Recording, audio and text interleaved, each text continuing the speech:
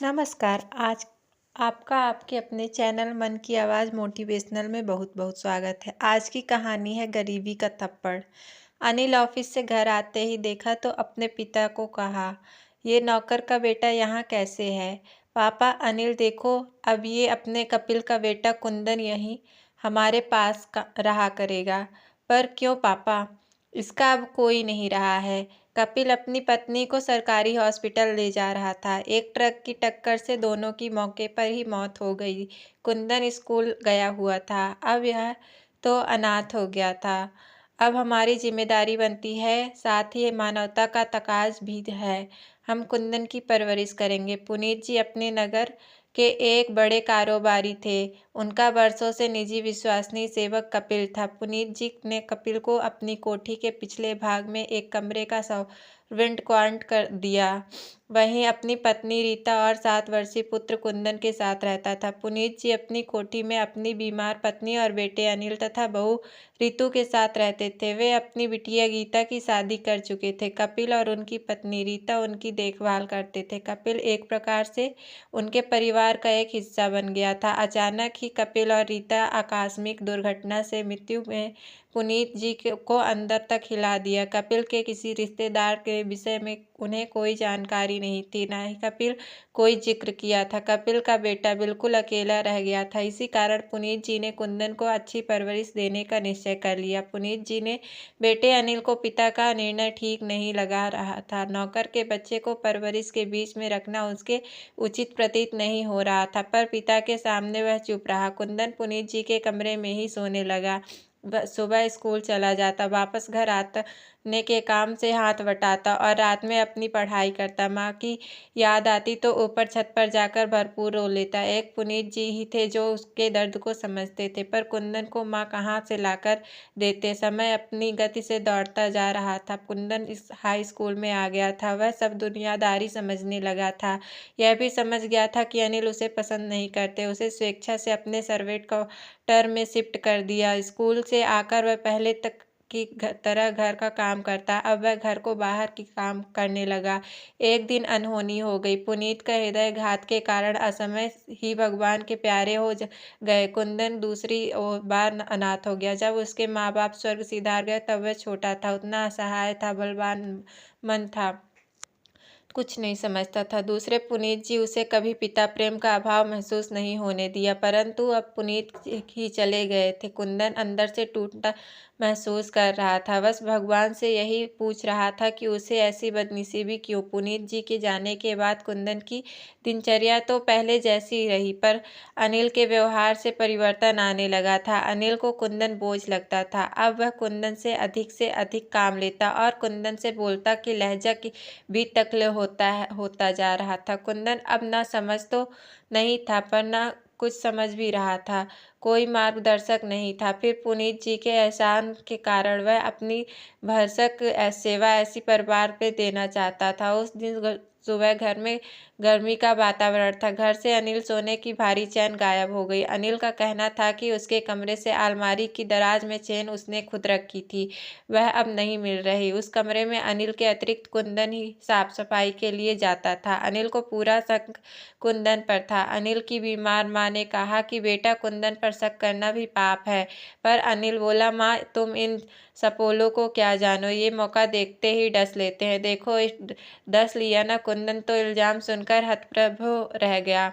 उसने बस इतना ही कहा, भैया क्या आप ही घर में कोई चोरी करता है? मुझे तो वैसे भी इस घर में जिंदगी मिली है, मुझे कभी क्या किस चीज़ की कमी है? अनिल ने दुत्कारते हुए कहा, एहसान फरामोश, तुमने चोरी नहीं की तो किसने की? तेरे सिवाय मेरे रूम में और कौन जाता है? पुलिस आएगी तब तुझसे सब उगलवाएगी। तभी माँ बोली, अनिल बेटा, कोई भरोसा नहीं कब मैं मर जाऊं। मान लेना बेटा, आखिरी इच्छा है समझकर मान ले बेटा। कुंदन को पुलिस को मत दे, हमने उसे भी बेटा माना है। सोने की चेन उस पर कुर्बान। बेटा, मेरा दिल कहता है कि वह चोरी नहीं कर सकता। अनिल माँ की बात सुनकर झल्ला कर वहां से हट गया। कुंदन अपने कमरे में अनिर्णय की स्थिति में जाकर अपने बिस्तर पर आधा लेट कर रोने लगा, पर आज उसके सिर पर हाथ फिराने वाले पुनीत जी नहीं थे। इतने में ही अनिल की पत्नी रीतू दौड़ते हुए आई और बोली, अरे आपकी चैन तो वॉशरूम में पड़ी थी। अब तब अनिल को ध्यान आया कि उसने ही चैन को चमकाने के लिए गले से उतारकर साफ की थी। सिसियाने या अनिल चुपचाप अपने कमरे में चला गया। चैन के घर में ही मिल जाने का पता चलते पर कुंदन के ने राहत की सांस ली, पर एक आशंका उसके मन में अभी भी बनी हुई थी। यदि चैन नहीं मिलती तो चोर तो उसे ही समझा जा रहा था। अगर भविष्य में फिर ऐसी घटना घट गई तो उसकी तरह चैन न मिली तो कुंदन बीमार माँजी के कमरे में पहुंचा। तब घर से अनिल नहीं थे। माँजी ने शरण पर करके कुंदन ने घर छोड़कर जाने के लिए क्षमा मांगी। अश्रुपूरित आंखों से देखती हुई माँजी कुछ न बोल पाई। वह सामने जीवन संघर्ष के तत्पर आत्मविश्वासी कुंदन को देख रही थी। वे कुंदन के भविष्य को इस घर में देख सशंकित थी। बस आशीर्वाद के रूप में हाथ उठाकर आंसू पोंछने के लिए बहाने अपना मुंह दूसरी ओर कर लिया। कुंदन माँजी के मनोभाव समझता था। हाथ जोड़कर वह छोटा सा सूटकेस लेकर कोठी से निकल गया अनजान पथ की ओर। कुंदन के सामने अब रहने की समस्या थी। फुटपाथ पर चलते चलते सहसा किसी ने उसे पुकारा। मुड़कर पीछे देखा तो उसका सहपाठी रोहित उसे आवाज लगा रहा था। हाथ में सूटकेस देखकर रोहित ने पास आकर पूछा, कुंदन क्या कहीं जा रहे हो, कहीं बाहर जा रहे हो? क्या और कैसे कहे? वह फिर से निराश्रित हो गया। उसे चुप देखकर रोहित ने समझ लिया कि कुछ गड़बड़ है। उसे कुछ पता था कुंदन को पुनीत जी ने पाला पोसा था और वे अब दुनिया में नहीं रहे।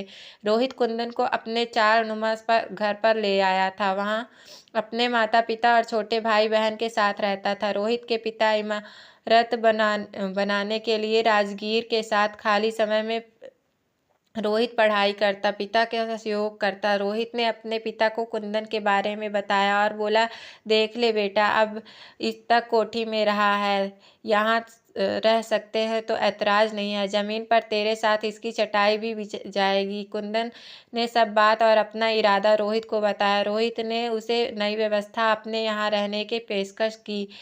कुंदन को यह तक बड़ा सहारा था। तीसरे दिन से कुंदन भी रोहित के पिता के सहयोगी के रूप में काम करने भी जाने लगा। कुंदन मेधावी था। उसके गुण को पहचान प्रॉपर्टी डीलर ने उसे मजदूरों के हिसाब किताब का काम सौंप दिया था। उससे अब आय भी लेने होने लगी थी, जिसको वह अपनी किताबों पर तथा रोहित के परिवार पर खर्च करता था। रोहित के यहाँ तो मात्र रात्रि निवास को ही आता था। दिन में बचे समय में पार्क में पढ़ाई करना उसका नियम हो गया था। ग्रेजुएशन के बाद नौकरी हेतु प्रतियोगिता की तैयारी में कुंदन जुट गया। ईश्वर ने भी उसे अभागे की सुन ली थी और उसे बैंक अधिकारी की परीक्षा पास कर ली। उसका बैंक में असिस्टेंट मैनेजर पर पोस्टिंग भी हो गई थी। एक दिन कुंदन अपने बैंक में अपनी केबिन में बैठा कार्य निपटा रहा था। तभी उसके कानों में जानी पहचानी आवाज़ सुनाई दी। किसी ने कहा था कि आई कमिश्नर सर। कुंदन के मुंह से तुरंत आवाज़ निकल आई, भैया हाँ, सामने अनिल भैया है, पुनीत जी के।